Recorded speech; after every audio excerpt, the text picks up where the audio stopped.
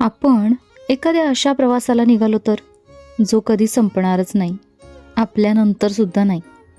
तो म्हणजे संसार.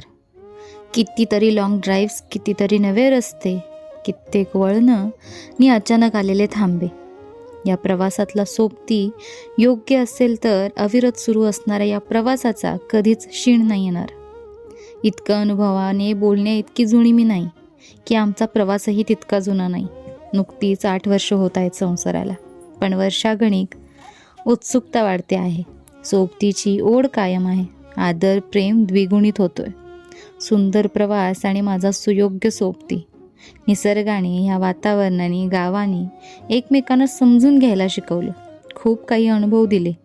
अजून एक गोष्ट लक्षात आली आहे की नाती बिघडायला कोणी तिसरा जबाबदार नसतो. हा मुळी समतोल आपला बिघडतो, प्रेम, आदर आणि विश्वास यांचा. तुम्हाला काय वाटतं कमेंटमध्ये नक्की सांगा. चॅनेलवर नवीन असाल तर चॅनेल सबस्क्राईब करा आणि इन्स्टा पेज फॉलो करा. Bye bye.